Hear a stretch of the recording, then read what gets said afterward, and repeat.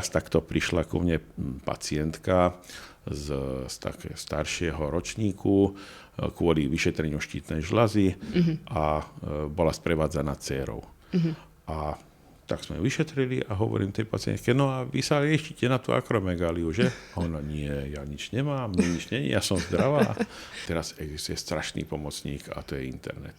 Lebo na tom internete máš veľa možností porovnávania tých originálov s tými vlastne fakemi a teda môžeš si to vedieť porovnať aj svojou pomocne. Nikdy to nenahradí ten certifikát, ale môžeš sa veľmi priblížiť k tej pravde a realite. Ponúkajú perského levíka, jeden to má na výstrižku. Neveril som vlastným očiam, myslel som, mám výstrižok, mám certifikát, ktorý je jediný na svete, existujúci a test. A tak som tomu moc trošku neveril.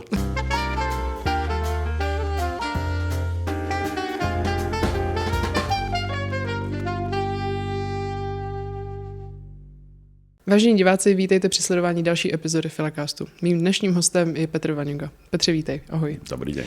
Petři, ty jsi lékař a filatelista. Napadá tě nějaká paralela mezi tady těmi dvěma obory? Tak lekárske povolanie je náročné a veľmi vyčerpávajúce a tá filatelia je výborným spestrením a doplnkom vlastne života, keď je človek zavalený určitými diagnózami a ochoreniami a liečbou, tak musí si sem tam vedieť aj nejak oddychnúť. A tá filatelia je obrovský výhodným koníčkom, lebo človek vypne z tej svojej profesie a môže sa venovať úplne niečomu inému, krásnemu. Úplne odventilovať vlastne myšlenky. Jak ses dostal k té filatelii? Ako u väčšiny filatelistov, tak je tam nejaké to rodinné zázemie. Moja babička robila poštárku na miestnej pošte v malej obci Plavnica, to je pri Starej Ľubovni. A samozrejme viedla svojho syna, čiže môjho otca, k tomu, aby zbieral známky. Takže mám to v podstate po otcovi. Otec sa venoval v podstate zbieraniu všetkého možného v zmysle tej filatelie. Ja som sa začal trošku špecializovať a rozvíjať. Takže jsi začínal podobně u zvířátek a u těch dětských nebo dětštějších motivů a... Skôr som začal tak, že Československo, ako bývalo vždycky dobrým zvykom a potom som sa začal venovať starším veciam. Lákali ma tie staré papieriky a tá klasika a tak som presedlal v podstate na tie klasické známky Európy a prípadne zámoria, ale viacej Európy. Takže nejvíc Evropa a vlastně ty evropské kolonie. Áno. A nějaký příklad těch evropských kolonií? Ani nie kolónie, ja som skôr bral úplne doslova tú Európu. Som mal taký krásny samostatne vyrobený album, ktorý som si osobne sám vypracoval a bola to ako Európa do roku 1900 a tam som sa snažil mať zaplnené každé políčko. Samozrejme, to je ideál, nikdy tie políčka zaplnené úplne nebudú, ale vo veľkej miere sa mi to darilo. Vystavoval si vlastně už někdy nějaký svůj filatelistický materiál? Dlhé roky nie. Ja som bol taký introvertný filatelista. Nechcel som sa družiť, nechcel som byť v žiadnom klube, v žiadnom spolku, ani vystavovať až do určitého zlomu. Niekedy v roku 2020 som začal o tom uvažovať a v podstate k prvému nejakému vystavovaniu som sa dostal až v roku 2023, respektíve nie, v tom roku 2020, keď som prvý raz vystavil na Biennále 2020 moju známku Neapola. To bola známka Trinacria čistá, ktorá má veľmi významnú hodnotu vo filatelistickom svete.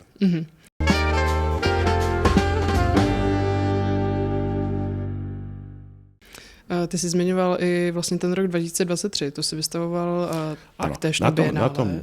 Na tej druhej výstave Svetovej filatelie, ktorá bola v Obecnom dome, tak som práve vystavoval moje rarity z Perzie, to je moja taká srdcovka, a tam som vystavoval 3 známky, ktoré mali byť unikátom a nejakým takým vhodným prezentovaním mojej osoby na tomto podujatí. Myslíš, že bys nám mohl nějak přiblížit vlastně, čeho se ta raritní známka týkala, nebo čeho se ty raritní známky týkaly? Tie perské levíky, ktoré vlastne vydávala Perzia od roku 1865, tak sú veľmi krásne, sú veľmi pekné na pohľad. Sú vlastne vytvorené veľmi známym rytcom menom Barré, ktorý okrem iného mal na starosti vyrytie tých gréckych hermov a francúzskych cerés, tak tedajší šách ho poveril, aby vypracoval nejaký pekný návrh na jeho známky. No a tie známky boli vytvorené vlastne v Paríži, vo Francúzsku a boli veľmi pekné a ľúbivé. A keďže sa mi páči taká tá exotika, tak som si povedal, že budem zbierať tieto perské levíky. Problém je to, že tých perských levíkov je strašne málo. Tie emisie prvé perských levíkov boli rádovo v tisícoch, čiže od 2 do 8 tisíc. Takže malé náklady. A strašne malé náklady, takže veľmi ťažko sa to zháňalo. No ale zase na druhej strane, keďže ich je málo, tak existujú rarity, ktorých je tiež málo. No takže sa mi podarilo za určitú dekádu nazbierať veľmi pekné veci a 3 položky z tej mojej zbierky som vystavoval. Která tobě osobně z těch 3 známek přišla nejzajímavější? No, najzajímavejšia bola známka jeden tomán, perský levík, ktorá je vlastne najvzácnejšia z tej celej emisie a táto známka bola na výstrižku. Zajímavé je, že týchto známok bolo vytlačených 500, čiže len 500 kusov a v literatúre sa uvádza, že v podstate známych je na svete 7 čistých a 80 použitých. Takže veľmi, veľmi malé množstvo. A zbytek sa asi teda... A zbytok sa stratil, alebo možno ešte niekde sa objaví, ale v podstate ja som mal túto známku na výstrižku. A keďže som za tú dobu získal viaceré kontakty so zahraničím a mám veľmi dobré priateľské vzťahy s najlepším znalcom týchto perských levov, pánom Mehdardom Sadrím z Glendory z US, tak som mu dal na posúdenie v podstate túto známku, či ten výstrižok je pravý a či to je v poriadku. No a v roku 2015 mi vystavil certifikát, že je to jediný existujúci jeden tomán, perský lev na výstrižku. Tak som sa veľmi tešil a samozrejme som to vystavil v tom októbri 2023 na tej výstave filatelistických pokladov. No ale zajímavé je, taký maličký príbeh by som k tomu povedal, určite. Zajímavé je, že ako bola tá výstava, ako prebiehala výstava, to bolo v podstate od 28. októbra a pár dní na to vyšla ponuka vo filatelistickej aukcii u Burdu, že ponúkajú perského levíka jeden tomán na výstrižku. Neveril som vlastným očiam, myslel som, mám výstrižok, mám certifikát, ktorý je jediný na svete, existujúci atest. A tak som tomu moc trošku neveril. Ale podľa popisu u aukcionára Burdu, tak aj tento výstrižok mal certifikát a práve od toho pána Mehdarda Sadriho, ale o 5 rokov neskôr, čiže z roku 2020. No tak som sa samozrejme posnažil a dostal som túto známku na aukcii do svojho vlastníctva a obe známky som potom posielal pánu Mehdardovi Sadrimu k overeniu. Takže vlastne k nejaké konzultácii by sa asi konzultácii, hej. A následne na to mi v podstate v januári 24. roku, čiže pred rokom, vystavil certifikáty, že obe tie známky sú na výstrižku a že som majiteľ obidvoch existujúcich kusov tejto známky na výstrižku. Kto to môže říct? takže je to pre mňa také zadošťučinenie, že nikdy nehovor nikdy. Môže sa povedať, že áno, mám jedinú známku na svete, ktorá existuje na výstrižku, ale do tej doby, kedy to bolo v podstate uverejňované, alebo kedy bol ten certifikát vystavený. Takže teraz môžem tvrdiť, že mám obidva existujúce obě rarity. Tak. Je zatím nějaké vysvětlení, že se takováhle událost poměrně neobvyklá ve filatelii stala? Tak, že objavy existujú a tie objavy v podstate, aj keď v malej miere, treba prezentovať. Hej? A ja som aj tieto dva moje výstrižky potom v rámci jednorámového exponátu vystavil na svetovej výstave v Rumunsku. A tým som začal vlastne takéto moje výstavníctvo, lebo práve vlastne tieto nálezy, vlastne tieto nálezy ma v podstate inšpirovali o tom, že predsa len by som to mal ukázať aj niekomu inému, že to existuje a že práve existujú tieto nálezy. No a tak som vystavoval na EFIRO v Bukurešti v Rumunsku jednorámový takýto exponát a tam vlastne prvý raz boli vedľa seba obidva tie výstrižky, ktoré v podstate boli ocenené diplomom. Tá súťaž jednorámových exponátov není oceňovaná medailami, ale v podstate len bodovo, ale bol som spokojný, že som nejakým spôsobom začal. Presne tak. Potom nasledovali ešte ďalšie výstavy a to už som v podstate išiel na tú medailovú ambíciu a v národnom slova zmysle na Slovensku bola minulý rok výstava Popradfila, kde som teda získal zlatú medailu za tento exponát. A keďže mi to nestačilo a som trošku ambiciózny človek, tak som poslal tento exponát aj na iránsku výstavu, čiže na výstavu IRPEX 1403, to je podľa ich perského kalendáru.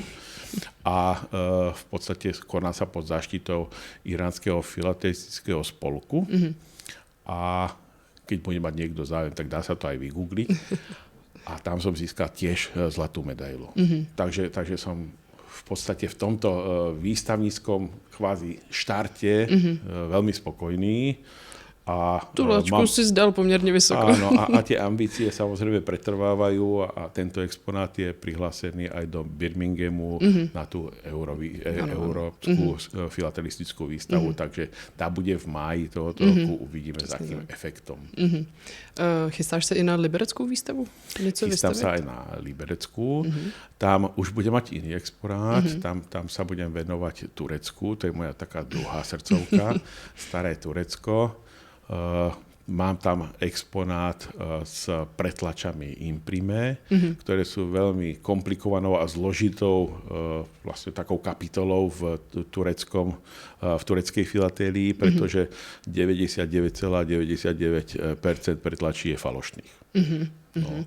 A mne sa podarilo pozbierať exponát, samozrejme s certifikátmi, lebo táto filatélia a taká dobrá filatélia je vždy o tom, že to je pravé.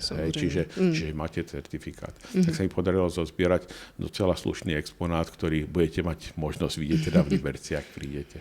A tak to věřím, že přece jenom nedokážu si představit, že bych navštívila tureckou nějakou auční online síň a vybírala tam nebo snažila se vybrat ty ideální kousky, tak můžeš nějak zhodnotit tenhle proces vybírání tureckých rarit. Človek sa učí a za tých 40 rokov, možno 45, čo sa venujem filatélii, tak samozrejme som prešiel aj ja vývojom od navštevovanie burzy u Nováku ešte, hej, čiže ešte keď to bolo tá klasika vo Vodičkovej ulici, a cez rôzne portály, ako je eBay, ako je, ja neviem čo, až po aukcie.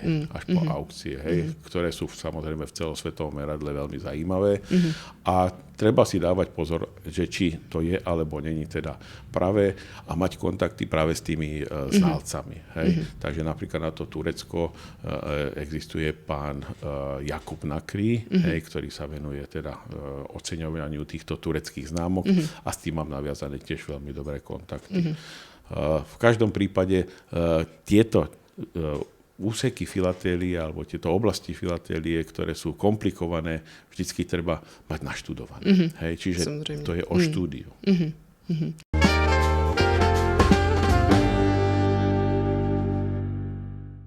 Dokázal bys divákům říct třeba nějaký tip, jak se třeba vyvarovat nebo naopak jak nalézt ty rarity Samozřejmě jako člověk musí mít ty správné kontakty, ale když člověk zatím třeba nemá kontakty, tak...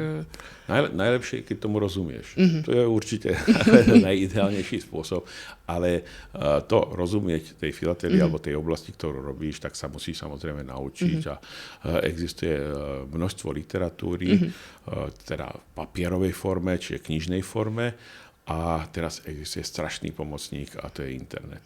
Lebo na tom internete máš veľa možností porovnávania tých originálov s tými vlastne fakemi a teda môžeš si to vedieť porovnať aj svojou pomocne. Nikdy to nenahradí ten certifikát, ale môžeš sa veľmi priblížiť k tej pravde a realite. Co byla poslední položka, kterou jsi zakoupil? Zajímavá otázka. Je to práve položka toho Imprimé. Je to 150 kusový blok. Kúpil som ho v Švajčiarsku na aukcii. A zase je zajímavý tým, že doteraz najväčší známy blok bol 100-kusový, ktorý vlastne existoval takto v podvedomí. A tento 150-kusový sa zrazu vynoril, ale má certifikát z roku 1965. Takže pravý určite je, len sa stratil v čase. Takže když se Petr Vaňuga přihlásí na aukci, tak by si člověk měl dát pozor, že se pravděpodobně vynoří další raritní kousek filatelie. Tak som v strehu. Snažím se. Plánuješ tenhle blok vystavit někdy v blízké budoucnosti? Právě idem ho vystaviť v tom Liberci, lebo už som ho dostal a už som ho zaradil do toho jednorámového exponátu. Je to taká jedna z tých pikošiek tohoto exponátu a ja myslím, že sa bude páčiť ľuďom, ktorí sa chcú venovať filatérii, lebo práve tie známky, ako aj z iných oblastí, ale tie známky sú krásne farebné. Takže minimálne na ten pohľad dýcha to tou starožitnosťou, tou patinou, ale pritom sú pekne farebné. A tá pretlač k tomu dáva taký punc, ten nádych tej krásy. Super.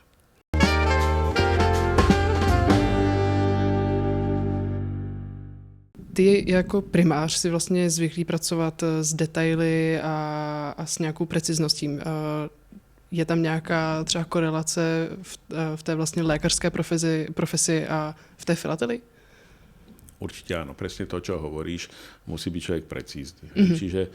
Čiže aj v tom lekárskom biznise, aj v tej filatérii človek musí dbať na detaily a vlastne tie detaily robia ten správny celok alebo správny uzáver ohľadom tej problematiky. Čiže v tej lekárskej branži ja sa venujem endokrinológii, čo je vlastne veda o hormónoch, všetkých možných, najčastejšie štítnožľazových, ale sú za tým aj poruchy hormónov, ja neviem, nadobličiek, hypofízy, gonadálne, čiže tie pohlavné. Takže je s tým veľa práce určiť správnu diagnózu a hlavne správny postup, ako tomu človeku pomôcť.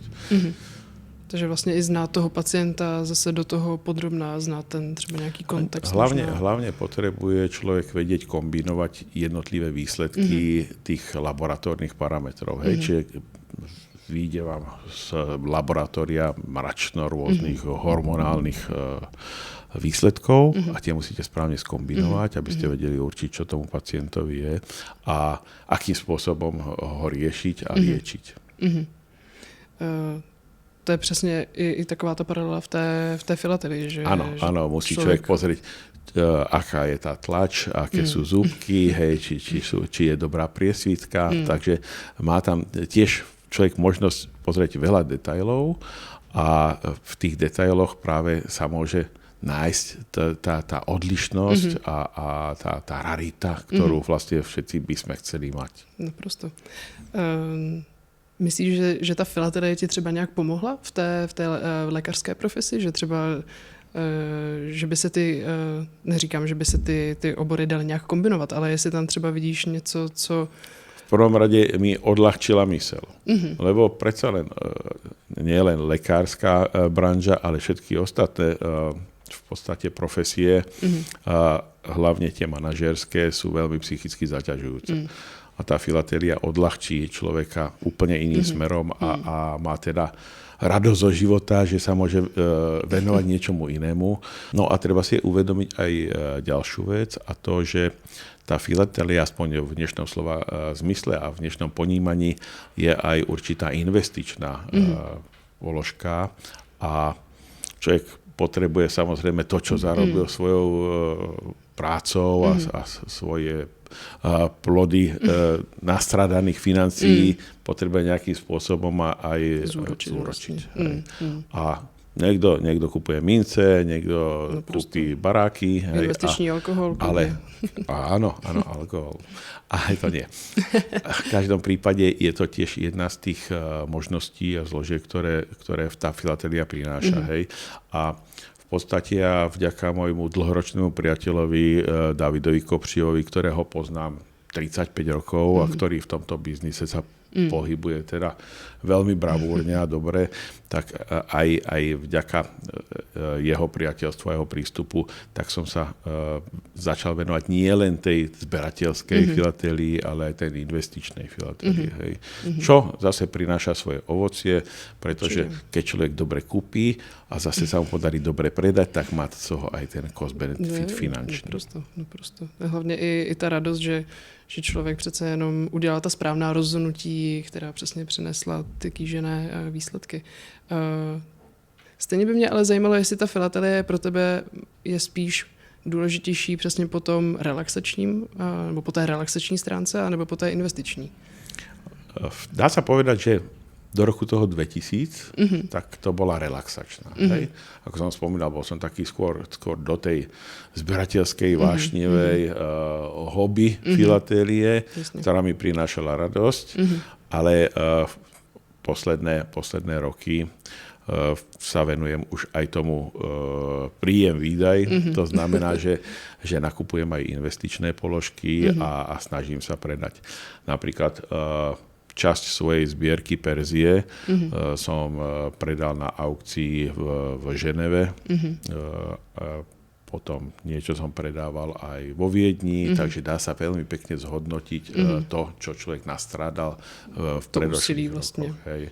A teda je to dobrý investičný artikel. Určite.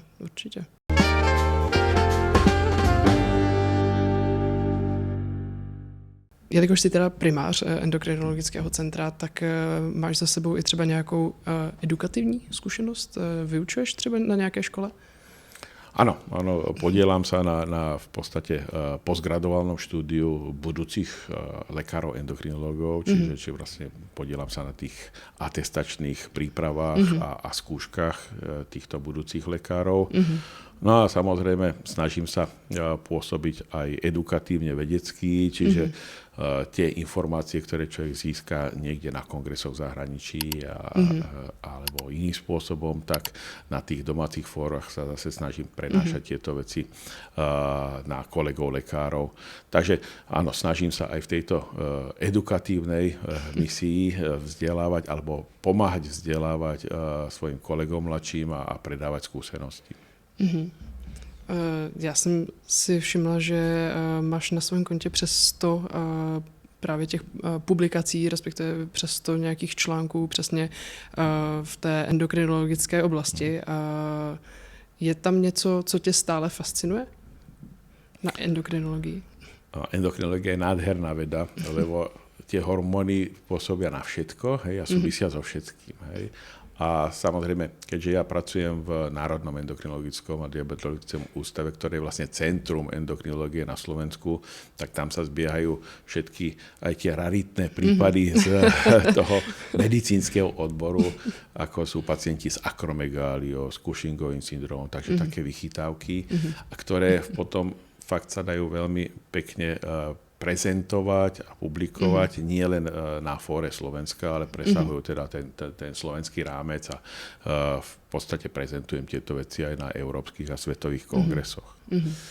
Věřím, že když takhle vyjedeš na nějaký kongres, že se tam setkáš opravdu s těmi zase raritními případy. Napadá tě třeba nějaký případ nebo třeba něco vtipného, co by naše diváky mohlo zaujmout? Ako som spomínal, tá endokrinológia to je veda o hormónoch a tie hormóny súvisia so všetkým a jedna z tých krásnych chorôb v úvozovkách je akromegália. To sú takí tí veľkí ľudia, ktorí v podstate vyzerajú ako Goliáš, lebo majú poruchu tvorby rastového hormónu a ten rastový hormón sa teda tvorí vo veľkej miere a zväčšuje ich vlastne celé telo. Majú také mohutné sánky, veľké ruky, nohy. A v podstate tých ľudí je či už v Čechách alebo na Slovensku, tak nových prípadov je 5 na milión obyvateľov, takže strašne málo. Hej. A veľmi často uniknú pozornosti, pretože ten rastový hormón pôsobí kontinuálne, postupne a keď každý deň ten príbuzný vidí toho svojho príslušníka rodiny, tak si to nevšimne. Hej? Ani ten človek si to nevšimne, lebo v zrkadle sa vidí stále rovnako. Hej? Až keď prídeš ku niekomu, ktorý ťa nevidel nejakých 10 rokov, tak ten si môže všimnúť zmeny. Hej? No a raz takto prišla ku mne pacientka z také staršieho ročníku kvôli vyšetreniu štítnej žľazy a bola sprevádzaná dcérou. A tak sme ju vyšetrili a hovorím tej pacientke, no a vy sa liečite na tú akromegáliu, že? Ona, nie, ja nič nemám, nič nie, ja som zdravá. No a samozrejme tú akromegáliu mala, pretože som mu prinútil ísť na odbery, zistili sme ten rastový hormón, mala tam nejaký útvar v hypofýze, tak sme ho krásne poriešili. Ale niekedy človek ani nevie, že niečo má. Ne, no samozřejmě. Takže od toho jsou opravdu dobré preventivní prohlídky. No, ale hlavne je mysleť na tú chorobu, lebo aj človek, ktorý v podstate nerobí s touto diagnózou, lebo hovoríme, je raritná, tak si to nemusí všimnúť. Má to třeba nějaké i negativní dopady na životy těch pacientů? Tí akromegalíci?